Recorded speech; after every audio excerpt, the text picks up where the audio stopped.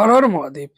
আজকের ব্লকে আমাদের নিয়ে যাচ্ছি সময়ের অধিপতি মৃত্যুঞ্জয় ধামে, শ্রী মহাকালেশ্বর জ্যোতির্লিঙ্গ। এটাই একমাত্র জ্যোতির্লিঙ্গ যেখানে মহাদেব বিরাজ করেন দক্ষিণমুখী রূপে, কালভৈরবের অধিপতি হয়ে। আর আজ আমরা দেখব সেই অলৌকিক ভস্ম আরতি পৃথিবীর, যা একমাত্র এখানেই হয়। শ্রীশৈলমের পাহাড় ছেড়ে আমরা বিকেলের 4:20 ট্রেনে উঠলাম উজ্জয়নের উদ্দেশ্যে। লম্বা যাত্রা, কিন্তু মনভরা উত্তেজনা, কারণ সামনে অপেক্ষা করছে দ্বাদশ জ্যোতির্লিঙ্গের অন্যতম শক্তিশালী ধাম।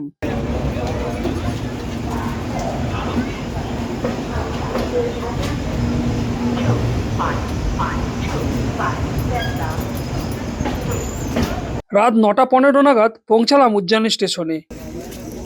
আছি এখন মহাকাল মহারাজের মন্দিরে ভস্ম আরতির লাইনে। আমার পাশেই ঠিক লাইন শুরু হয়ে গেছে মহাকাল মন্দির, আর আমার ঠিক পেছনেই আছে মহাকাল করিডোর। তো জীবনের একটাই স্বপ্ন ছিল যে কবে মহাকালের দর্শন পাবো, তো আজকে সেটা স্বপ্ন পূর্ণ হতে চলেছে। রাত 1টায় যখন গোটা শহর ঘুমিয়ে, তখন উজ্জয়িনীর ভক্তরা জেগে ওঠে, কারণ শুরু হতে চলেছে ভস্ম আরতি। এই আরতি শুধু একটি পুজো নয়, এটা জীবন ও মৃত্যুর বাস্তব দর্শন। ভস্ম আরতির জন্য কঠোর নিয়ম, মোবাইল ফোন, ক্যামেরা নিষিদ্ধ। শুদ্ধ মন আর ভক্তি নিয়ে প্রবেশ করতে হয় মহাকাল ধামে। যারা মহাকাল আসার জন্য ভাবছেন, যদি ভস্ম আরতি দর্শন করতে যান, অবশ্যই অনলাইন থেকে রেজিস্ট্রেশন করে আসবেন।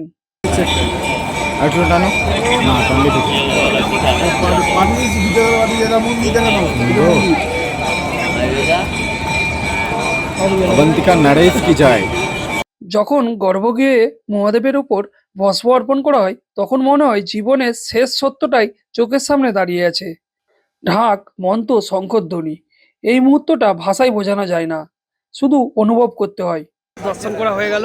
আমরা 4টের সময় ঢুকেছিলাম ভস্ম আরতিতে, দর্শন করে বেরোলাম এইমাত্র।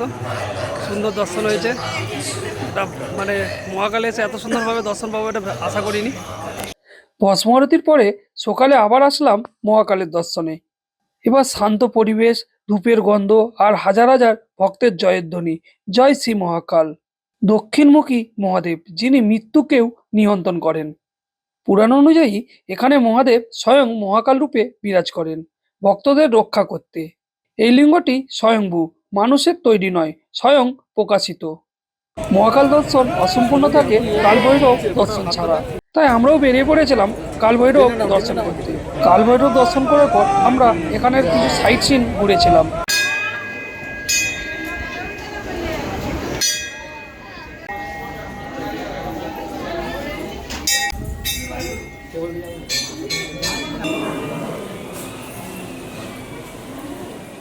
তারপর রুমে এসে কিছুটা সময় রেস্ট করেছিলাম। মহাকালেশ্বরে আমাদের হোটেল ভাড়া নিয়েছিল 2000 টাকার মতো। সন্ধ্যাবেলায় আমরা বেরিয়ে পড়লাম মহাকাল করিডোর ঘুরে দেখতে। যারা মহাকালেশ্বর আসবেন, অবশ্যই সন্ধ্যাবেলায় মহাকাল করিডোর ঘুরে দেখতে ভুলবেন না।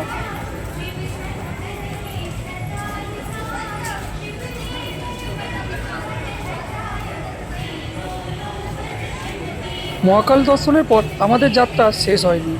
পরের গন্তব্য ওঙ্কারেশ্বর জ্যোতির্লিঙ্গ, মা নর্মদা নদীর কোলে অবস্থিত এক পবিত্র ধাম। উজ্জয়িনী শেখায় সময় কারো জন্য অপেক্ষা করে না, কিন্তু মহাকাল ভক্তের জন্য সব সময় উপস্থিত। ব্লগটি ভালো লাগলে লাইক, কমেন্ট, সাবস্ক্রাইব করতে ভুলবেন না। পরের ব্লগে দেখা হচ্ছে ওঙ্কারেশ্বর জ্যোতির্লিঙ্গ দর্শনে। ততক্ষণ পর্যন্ত হর হর মহাদেব।